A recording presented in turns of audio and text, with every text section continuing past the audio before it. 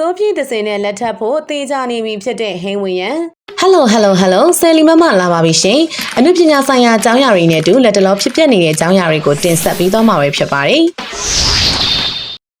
ပရိသတ်များအားလုံးပဲမင်္ဂလာပါရှင်ပရိသတ်များရှင်ဟိန်းဝင်ရန်နဲ့ဆိုပြည့်သစင်ရဲ့မင်္ဂလာသတင်းကိုပရိသတ်တွေကမျှော်လင့်တောင်းတနေကြတာကြားပါပြီ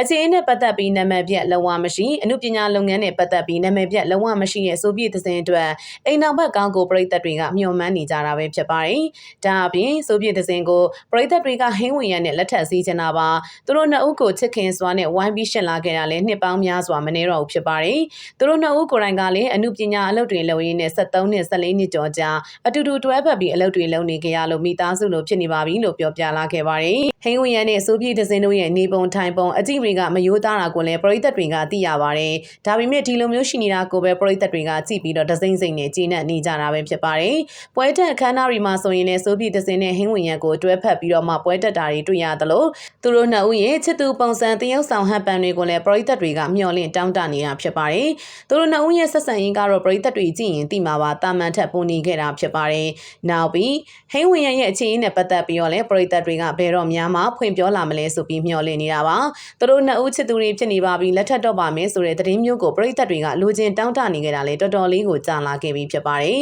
အနေထိုင်ပြီးရင်လို့နဲ့ဆိုပြည့်သစင်နဲ့ဟိန်းဝင်ရန်ကတော့အခြေအနေနဲ့ပတ်သက်ပြီးတလုံးတပါတာမှပြောပြလာခဲ့တာမျိုးမရှိပါဘူးဒါပေမဲ့ဒီကနေ့မှရောက်ရှိတဲ့ဟိန်းဝင်ရန်ရဲ့မွေးနေ့နဲ့ပတ်သက်ပြီးမိသားစုအတိုင်းဝိုင်းနေကတော့သူ့ရဲ့အိမ်တော်ရေးကိုပုပ်ပွင့်လင်းလင်းပြောပြလာခဲ့တာပဲဖြစ်ပါတယ်ဟိန်းဝင်ရန်ရဲ့ဖခင်ကိုယ်တိုင်ကမကြခင်မှာဟိန်းဝင်ရန်တယောက်အိမ်တော်ပြုလက်ထပ်တော်မှာဖြစ်ပြီးပရိသတ်တွေမျှော်လင့်တောင်းတနေတဲ့သူပရိသတ်တွေလက်ထပ်စီခြင်းတဲ့သူနဲ့လက်ထပ်သွားမှာဖြစ်တယ်လို့ပြောပြလာခဲ့ပါတယ်ဟိန်းဝင်ရန်ရဲ့အသက်အရွယ်ကလည်းအနေအထားတစ်ခုကိုရရှိနေပြီဖြစ်တယ်ပြီးတော့မိဘတွေနေနဲ့လည်းစိတ်ကြည်နံရတဲ့သူမျိုးဖြစ်တာကြောင့်မကြခင်မှာလက်ထပ်ပြီးတော့မယ်လို့ပြောပြလာခဲ့တာပါဟိန်းဝင်ရန်ရဲ့ဖခင်ကတော့ဒီ2025ခုနှစ်ထဲမှာဟိန်းဝင်ရန်ကိုအိမ်အောင်ချပြီးလက်ထပ်ပြီးဖို့အစီအစဉ်ရှိပါတယ်မိသားစုတွေနဲ့လည်းအဆင်ပြေတဲ့သူဖြစ်လို့အားလုံးမျှော်လင့်ထားတဲ့သူပဲဖြစ်မှာပါလို့ပြောပြလာခဲ့တာပါ